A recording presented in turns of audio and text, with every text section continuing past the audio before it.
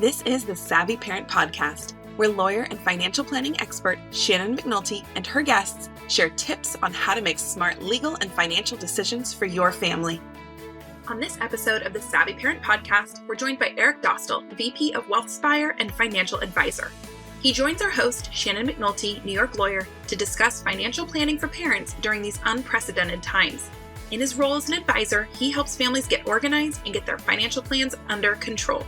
On the episode, he shares his thoughts on the importance of understanding what goals you're targeting so that your financial plans can help you get there. Though every parent's situations are unique, he gives great insight into how to make decisions when it comes to your finances. No matter what your circumstances are, when we can't predict what's to come, Eric talks to us about the importance of having an emergency fund. Enjoy the episode. All right, well, we are so excited to have another guest on the episode. Eric, welcome to the podcast. Thanks for having me. Great to be here. Yeah, and Shannon, as always, welcome back. Thanks, Sarah. So, Eric, as an advisor at Wealthspire, how do you help parents when it comes to their finances? This is a big topic. So tell us, how are you helping? Yeah, it covers a lot of ground. The thing I like to say the most is that we really help families get organized so that they feel that like they're in control of their financial lives. And that can cover, a wide range of things. I tend to do a lot of work with multi-generational planning. So just, helping each generation understand their piece in the overall family structure. A lot of that tends to deal with wealth transfer. But we also, education planning, medical disability planning is another big one. Buying your first home or, just understanding and remembering that parents are people too. And retirement's always out there and that'll help your kids as well. Yeah, that's a lot. It's planning for right now and it's planning for the future. And perhaps you have other generations to take care of. So financial planning for parents can be a big area of concern. So I love that we're talking about it today. So Shannon, a big part of what you do in your role as a lawyer is helping protect your clients' assets. So when do you recommend that they work with a financial planner like Eric? And why was it so important to bring him on the show today? I think it's always great for clients to work with a financial advisor and really just to get everything in order. So usually when clients are coming to me, when parents are coming to me, they're looking to get all their ducks in a row, make sure that their family is taken care of no matter what happens. And that's a part of it, is doing the estate planning, the planning for capacity.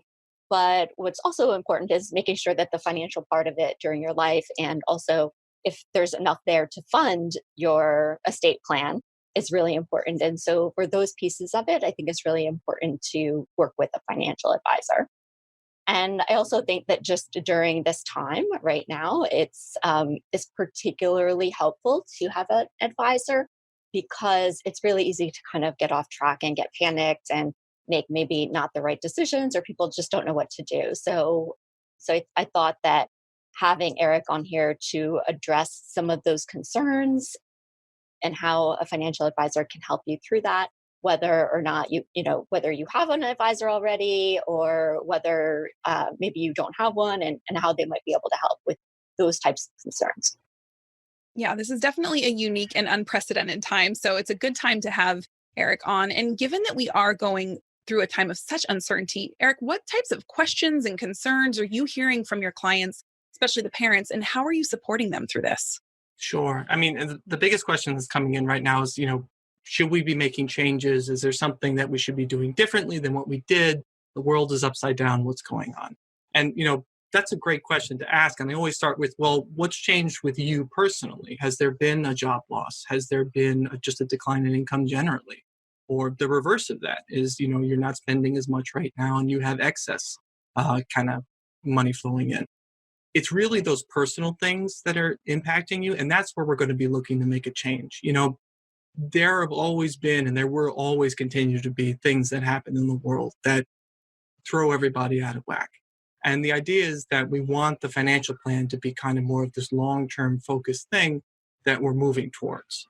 It's not static, and we want to change it as circumstances change, but it should really be dictated by you personally and what's going on with you. Okay, so that answers my next question, which was going to be, given that there is so much change, high rates of unemployment, people are concerned with job security, should they be making changes? But what I'm hearing is it might not be the time to make a change unless things have changed for you personally. So that's interesting because I could see parents panicking. Well, we panic about a lot of things, but with everything going on, even if our circumstances haven't changed, it feels like, well, maybe I should make changes now. So for parents who don't have a plan, is this a good time to start with all of this uncertainty and potential change going on? Definitely. I always say it's always a great time to start a plan. You know, the world is never going to be absolutely perfect. If you wait for all your ducks in a row, there's always going to be one that's never in line. And I think as parents, we see that a lot. You know, nothing is ever perfect, but you have to start somewhere and make it work. And this is, as good a time as any to kind of sit down and really ask yourself some questions. The biggest thing about making a financial plan is really understanding what you're targeting, because the financial plan is a roadmap. It gets you to where you want to go, but you need to have the destination in mind, that ultimate goal of where you want to be. And I like to say to people all the time, I'm not here to judge. I'm not telling you what you should and shouldn't do. It's your life, and I want to help you get to where it is that you want to go. But you just got to tell me what that is, and then we'll get you there. And that's what the financial plan is all about. I love that. And though you're not here to judge, what sorts of things maybe should be on our target list? What maybe should parents be thinking about as part of the target so then the roadmap can be planned to meet that? Sure. I mean, depending on where you are in your stage of little ones, college education planning really is top of mind right from the beginning, because the earlier you start that, the simpler it's going to be overall. Given with what we're seeing right now just in the world, there's a good chance that higher education is going to be changing in the next 10, 15, 18 years, depending on where you are. But there's still probably something that's going to need to be paid for, and kind of putting aside some dollars for that now is a really great place to start. Those types of things, and really understanding that's a big one, obviously, for parents, but just understanding, if a home purchase is something that you're also thinking about, what kind of down payment do you want? How much do you really need in space-wise? Where do you want to be? Those are all kind of conversations and questions that I have a lot in determining how to move you forward down the line. Absolutely. And I can imagine when families come to you, like you said, depending on the age of their children, how far or how close they are to college, how far or how close the parents are to retirement, all of those pieces will influence your suggestions. But I'm curious, when it comes to investing, is this a good time? Should people sit tight and make some safer choices? Can you give any general guidance on that? Sure. Yeah. I mean, so we've, if you think back to the depths of where we were in the US equity market in March and where we are today, it's night and day. And in a lot of ways, we've experienced several years worth of economic activity in the span of 6 months. So that's a lot to take in, but it really does present a very interesting opportunity for investors, which is, we always talk about asset allocation. Asset allocation drives the vast majority of the volatility of a portfolio. How much percentage you have in stocks, how much you have in bonds, and other things besides that. But if the percentage that you had in stocks during this market volatility, you didn't feel panicked, or if anything, if you actually rebalanced and brought yourself back to target, all that says is that that's a great asset allocation for you, because you're not worried about the volatility. If you, on the other hand, were panicking, if you were checking your balance every single day, if you were worried about, am I going to be able to send the kids to college? Am I going to be able to retire? Maybe you had a little bit too much in stocks, because this is something that's going to keep happening. This isn't the last time that we've seen a negative 30% decline in equity markets by a long shot. But now we've kind of recovered, and it's a really interesting time, because you can kind of say, okay, well, that really wasn't fun. And I don't want to go through that again. So why don't we take down the equity a little bit? It all comes back to this idea, though, that has something changed for you personally, because there's two sides of the coin that really get into risk planning or asset allocation planning. There's riskability, which is just pure math. It's, I want to retire in X years. I want to spend Y dollars. I need Z return on an annualized basis to get there. And that dictates, roughly we can kind of predict within bands where we can put a portfolio, percentage in stocks, percentage in bonds, to kind of get there. The other side of the coin is risk willingness, which is all about just how comfortable are you with the ups and downs of the portfolio? Can you withstand a negative 30% decline and be, okay, I'm going to actually sell my bonds, which have held value, and buy equity? And that's more of the conversation of it is emotionally, what are you prepared to handle in your portfolio? Got it. Eric, can you tell us how, as an advisor, you help clients weather these types of uncertainties? Because I feel like that's a big role of the advisors, of that sometimes people know that they're supposed to do something or not supposed to do something, and they go ahead and do it anyway. And it seems like that's becoming more of a piece of financial planning, is to really help guide the clients towards what maybe it's best for them to be doing. Definitely. Yeah. I mean, that's a huge role that we play, because when you work with a financial advisor, you're kind of handing over the keys to the kingdom in a way, in that, they're giving this person your dollars to manage, which is why it's always very important to work with somebody who owes you a fiduciary level of responsibility, which we do at Wealthspire. We always have to act in the client's best interests all the time above our own. But, what that allows us to do is that during those times of market volatility, we go in and we do the things that are supposed to be done. And we're available, during March and during April. I was on the phone basically every single day. It was a little difficult because my youngest daughter was born on March 24th. But, I was in the thick of it even then. I had to take a little time off for that, but I was there. And that really helps, having somebody who knows you personally, who knows your situation, and can be there to talk you through whenever these market volatility events happen, and talk about the plan and talk about the long-term goals, and saying, this is really a great opportunity for us to rebalance the portfolio and not panic, and think about, what do we want, where do we want to be in 10, 15, 20 years, not necessarily the next 2 to 3 months. Yeah, this is definitely some long-term planning that you're helping your clients with. And what I'm hearing you say is that we sort of have to expect that there's going to be ups and downs. I don't think any of us expected this particular down in life right now, but there will be ups and downs. So a solid financial plan should account for times of uncertainty and unpredictability, which I think generally we think of, long-term illness or job loss, not a pandemic. But in general, how should parents be planning for this unpredictability and the fact that maybe they do lose income for a while, or something happens that feels significant with their income? Yeah. No, I mean, so I think one of the big things to think about is always having that emergency fund available, which could get you over, the smaller humps of a job loss or unexpected financial strain. That's more of a temporary thing, but it can be extremely helpful to have. Thinking more episodic, or thinking about things that could really kind of derail a family plan, there are always different levers that can be pulled. Maybe you really had your heart set on retiring at age 65, but maybe if you could bring that out to 68, everything gets a lot better. And it's kind of working through those choices and talking about things and giving people the options for them to really choose what's important to you, and what is it that you're willing to give up and versus what you're not. And just being able to have that conversation can show people that there are different ways to get through things regardless of what it is that happens. Yeah, I think the emergency plan or the emergency fund is really important. And a lot of times it's really hard for us as humans to really comprehend and act upon information that we have no certainty about. So in terms of unpredictable events, and that's something, I talk to my clients about all the time, is, well, we don't know what's going to happen. Is, if a family member from the other side of the country, are they going to be able to fly here?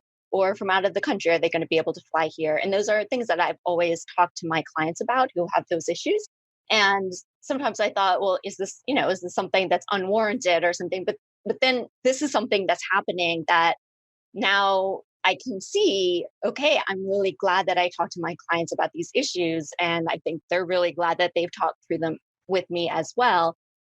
And it seems like the sort of the emergency plan is something that you could do on the sort of the front end of things to make sure that you're prepared for if there is a downturn, if you do lose a job or something like that, something that you can take proactive measures so that when we do have these unexpected events, you're not so thrown off, right? And I think that's a big part of having that financial plan and having an advisor to say, okay, yeah, we're going through a rough time. Maybe you lost your job for a while, but that's why we have this emergency fund. And that's why we have this certain allocation that we do so that we can weather this. And so I think that that's just so important to do that planning beforehand. Can you tell us, in terms of an emergency fund, about how much do you advise for your clients to have set aside for that kind of like rainy day scenario? Sure. I use kind of this analogy. I talk about a winter coat. And so you want to have a winter coat that you feel comfortable in. It keeps you warm. You wrap yourself around it. The cold wind of the winter doesn't get to you, but you don't want it to be so thick and bulky and big that you have trouble walking down the street. So that's a good image to think about. In terms of hard numbers, the guideline typically is 3 to 6 months of living expenses. And living expenses, you have to think about, what are my true bare bones? I am in an emergency situation. I need to keep the lights on and food's in the fridge. What are my month-to-month living expenses? And then it's 3 to 6 months from there. I would say in a 2-wage earner household, you could probably get away with being a little bit closer to the 3-month. In a 1-wage earner household, I'm much more comfortable around the 6-month. And just thank you, Eric. And just so we're clear, we're talking in a savings account, cash, like easy accessible, right? We're not talking using your 401k as an emergency fund or having it in stocks, right? You want it in the bank, immediately accessible. Is that right? Yes, definitely. I mean, you can put it into an online bank to get a slightly higher interest rate, or, it doesn't have to be in your brick and mortar bank that holds your checking account, but it should be a bank, FDIC insured, just always accessible, not a CD, because you'll face a penalty to get the dollars out of that, but something that is just very readily accessible to you. Right. And I think that's a really actionable thing that people can start working on if they don't have it. They can start setting aside money for that emergency fund, regardless of where their income is at, or if they feel like I'm going to take those steps to meet with a financial planner. This is something we can all be doing, which is fantastic. Now, you mentioned this briefly that, moving, buying houses, this is something that people are considering right now. Is this a good time to buy? Should I sell? What do you recommend parents consider at this point in time? Selling, moving, what's the best course of action? So, I mean, it kind of harkens back to what we started the conversation with, which is what's going on for you personally. Is this something that you have been thinking about doing for a long time? Have you always kind of planned, or are you just reacting to what's going on around you? If it's more something that you've really been thinking about and planning for, moving forward with your life is a good thing. Now, I will say, real estate markets, especially outside of places like New York City and other metro areas, are, it's a little crazy right now. I've heard numerous stories from clients about, properties going $150,000, $200,000, $250,000 over asking. In the long run, is now the best time in the world to buy property? I don't know. And I'm the first person to put my hand up and say, I don't know when I don't know about these things. But if it were me personally and I had the ability to wait, I don't think I would jump in with both feet into the real estate market right now. But that being said, it could be the best thing that you could do for you personally. Right. And I think that's, it's sort of vague, but it also makes sense that you have to look at your own personal circumstances, see where you're at financially, look at the own market where you are, and then make those decisions. And if you're working with a financial advisor, you can assist with that, right? Kind of looking at the bigger picture and what makes sense. So that's fantastic. So Shannon, any final questions that you have for Eric that we didn't touch on today? I just want to, as we're wrapping up, you had mentioned something about a fiduciary obligation and in terms of the firm that you work for. Can you tell us a little bit about that and what that means when you're working with clients? Sure. So Wealthspire Advisors is a registered investment advisory firm, or an RIA. And what that means is that we're registered with the SEC, and we owe all of our clients a fiduciary level of responsibility. So we have to put their best interests ahead of our own. It's the highest level of responsibility that you can get in a professional engagement. That's not the same level of responsibility that's normally followed by somebody like a broker dealer or somebody else who only follows what's called a best interest standard. And what that kind of boils down to is, I want to sell you this product. Do you understand what the product is? Great, I fulfilled my obligation. Sometimes I've heard it explained as it's the difference between working with a nutritionist, it would be the same as an RIA fiduciary, and going to your local butcher and asking, what should I eat? The butcher probably is going to suggest maybe you have some steak or something like that. The nutritionist might take a little bit more of a holistic view to your overall financial plan your overall diet, and come up with some suggestions for you.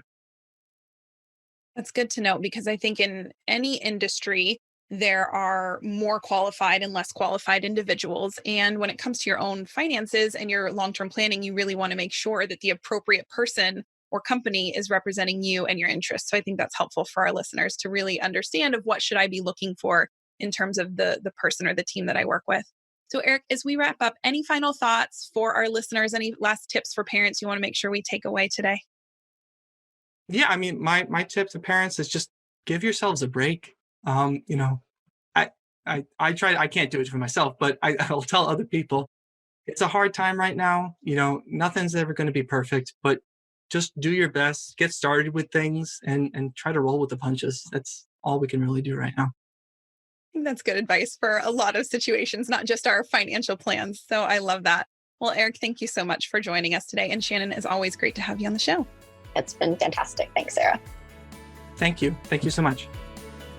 Thank you again to Eric Dostal from Wealthspire for sharing his knowledge about financial planning in these uncertain times.